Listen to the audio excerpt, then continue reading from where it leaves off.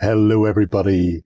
We have reached the sixth and final milestone for the Wadroon for the last argument of kings. And once again, Leo from Bellum is here to explain exactly how we are going to, I suppose, reach the apex of this army list. Yes, this might as well be named Milestone Apex. I don't know. It is all about this fellow right here. This absolute beast of a miniature figure. And we're not just going to be adding an Apex Predator to the list. We're going to be adding the Matriarch Queen on top of said Predator, just to this absolute insane addition to the army. I think I'm so hyped. If I could have, I have three. I have four, but I could only fit three. You can only fit three in the list. Oh, that's a terrible travesty. If only there was a quick question before we move on to the actual list and we talk about the Wadroon. Can it be fielded in First Blood? Or is that too much?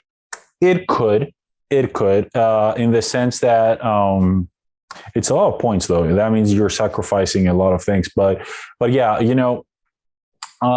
in First Blood is more. I think it would suffer a little bit with the Apex, although it would be very cool to just have a T-Rex in there. I just have this vision of small war bands of other nationalities desperately trying to take down this huge predator as it stomps between the streets of their town or village. To be honest, it's. I think actually it's a very interesting. I think it's a very interesting matchup, to be honest with you. It's just the only difference is with First Blood is that it has this different balancing in terms of when things come in, and so yeah, it might be a little bit out of balance with Apex. Well, that may have put the kibosh on my plans for First Blood. However, it does not stop me from having. Oh, don't worry, we are updating First Blood, and we're working on First Blood to really flesh it out a lot more, and that could actually mean the monsters could find a place in it. So. Time will tell. But if we return to my own little list. Yes. My Tepu Wadroon. So we're doing one very crucial addition to the list. So we're going to go to the Matriarch Queen and add the Apex Predator into her warband. Okay.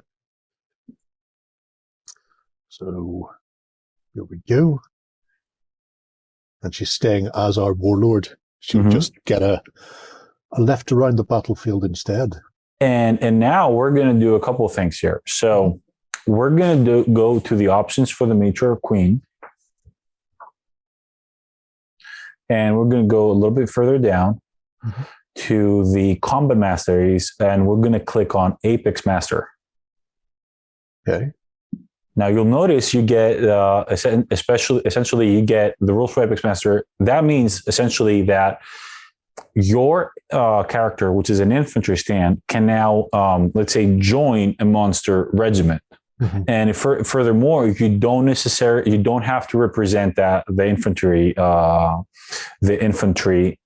regiment, and it is exactly as if the miniature is riding the monster. So you cannot take retinues, you cannot take a lot of things. And there is an upgrade kit, a resin upgrade kit for the Matriarch Queen that goes on top of the T-Rex, which is just absolutely insane.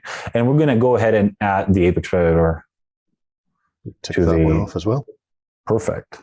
So, and moving on, we're gonna go to the Blooded from the Matriarch Queen, and we're going to add a Standard Bearer. Okay. Now, you'll notice that in one other change that has happened, one more update is you'll notice that the leaders don't have a point cost associated with them. That is because the leader for all regiments are for free now. Oh, that's good. So all regiments have a leader, and also all regiments now, instead of reroll, what happens? It will be also updated to add an extra attack. Happy days. I suppose it's one of those things where if people are generally taking them as red in most units.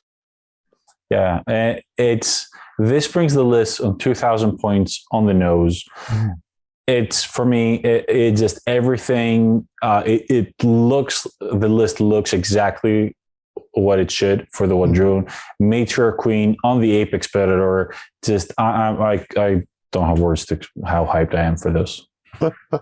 So with the addition of the Matriarch Queen riding the Apex Predator around, how would that change up how the Apex Predator plays? Would you still use it exactly as if you weren't mounting the Matriarch on it, or would you tend to be a little more circumspect, I suppose, because you're not wanting to sacrifice your warlord, or is she confident enough on top of that base that she can be thrown into units and everyone is out the other side?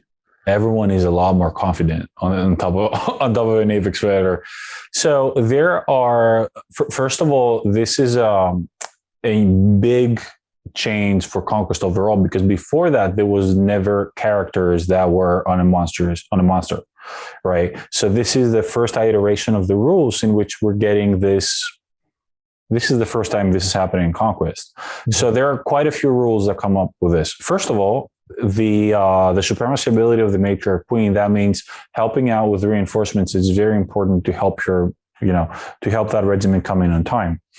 Then the other important thing is, now, when you're playing with points and you are trying out new things, you can also add an icon of Conquest on the Apex, which means that now they can also use chants, because usually monsters cannot chant, but if they have an icon of Conquest, they can be whatever cult the warband character is, and they can also chant, create markers, and use them.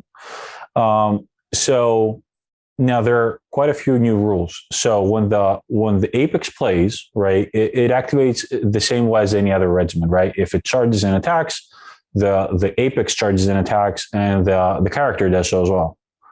The other very cool rule that I absolutely love is the "you and what army" kind of like rule. It's when we were thinking about it, is like, what if an enemy character just issues a duel against someone that is on a T-Rex, and it's like, usually if you say no, you're broken. But if you're on top of an Apex Predator, it's more likely that you would have the damage to just eat them rather than even care about dueling them. We really like this rule. Really ties into the how someone would feel riding this absolute beast. And you get some extra. You get Bastion as well. You get some extra defensive abilities, right, when you're on top of the Predator. So an Apex Predator with a character riding it gets significantly more viable and defensive as well. So in terms of how you play it, definitely it's a late game piece. It's a heavy. Right. You have some control over when it's going to come because of the Matriarch Queen. But the way that I use it, when I only use one, and that's a key for me, because I don't usually just use one. I like to use them in packs. Like in my head, they're a regiment on their own. Now, when you're using one, I like using it as a counter attack sort of assault, charging, kind of like this mixture of different tactics in there, very aggressively. But I try to wait until the enemy heavy regiments have committed, because the Apex Predator has a very diverse set of rules. Like it has Fiend Hunter, it does more damage against other monsters, right? It has all these different rules that help you really kind of select the target that you want and point and click, essentially. Right? When you charge something, you're going to be sure that you're going to do a lot of damage to it. But again, as with everything in Conquest, right, everything can take damage, everything can put a serious dent in everything. So I try and wait a little bit further back. I make use of the Matriarch's ability, the Inspiring Presence, that every round you can use it as a rule. You can heal 3 wounds on a friendly regiment within a certain radius, and that radius definitely becomes larger because of the base of the Apex. So it's a little bit more survivability for the Apex. 3 wounds around, then the Bastion. All these things start adding up. Also, the monster gets the Matriarch Queen's resolve. So, there's all these extra layers of defense. Yeah. But still, I wouldn't want to have it against Hunter Conduit or Steel Legion, right? I would try and be the first to charge in. Yeah, you need to pick your battles and have that counter punch. So once they've committed, once they've gone in, and you know that they've lost the impetus of their charge, then you can follow up and take them off the table, hopefully. I suppose then with the likes of the 2 units of Raptor Riders charging about the place to hopefully funnel charges into areas you want them to take place in, at that point then you can follow up with Apex Predator and really take people to task. Yeah, and the other thing, if you want to have so the kit, comes in, you can build either the Apex Predator on its own with no rider. In the actual kit, you also get a plastic Predator character that can mount the Apex Predator, and there's also, of course, the upgrade kit for the Apex Queen that we lovingly named her Apex Queen, right, as an upgrade kit. But if you want to, you can have the Predator right on top of on the Raptor, and there are plenty of items and that you can add to that character that help, and they're specifically designed for characters with the rider mastery, right? It gives you extra attacks when you're on top of it on the Apex, and also gives the Apex extra attacks, right? Or you can give more defense to the Apex. Yeah, there's these kind of various synergies that you can start to experiment with as well. And if you have Icon of Conquest as well, the Apex Predator can get shock inspired with +2. It can get +2 their cleave. It can get +3 march with a Conquest. It just, the sky's the limit with what you can do. That's why I absolutely love it. Yeah, it sounds like it is going to be not just an interesting paint job, but also an integral game piece as well. It's not just there for its looks. It has real teeth to it. And what you've designed across these 6 milestones is, dare I say, a relatively basic army. There's not much in the way of upgrades in there. So it gives you a chance to play with a lot more figures on the table, learn the chants and get those sort of tactics down. And then I can go in and experiment by maybe dropping out some of the unit upgrades to add in some additional spells or upgrades to other units and start playing around with more intricate sort of builds once I've got to grips with how the force itself works and the various units I have under my command sort of come together. So there's a lot of room to explore the Wadroon beyond this sort of initial list. Mm-hmm. Yeah, a few ideas you can try out, and you can substitute the slingers for 3 regiments of Raptor Riders. You can, but of course at the cost of some reigns. You can start, for example. You may want to use the slingers without the bullet carver and use the 20 points that you get there to give the Apex Predator an Icon of Conquest. You can toy around with different warlords. You can try and put let's say the Predator on the Apex Predator, right, and toy and play out with a little bit, with all the different items. You can also add more Apex Predators to the list, which it's always a possibility.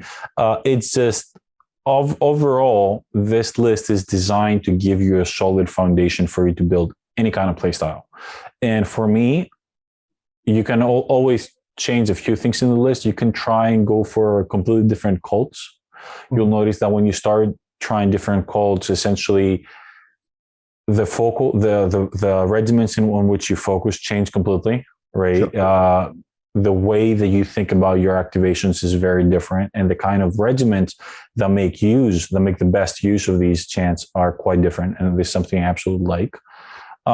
Then you can tweak a little bit your army list with a Predator as a warlord, right? You get all these extra.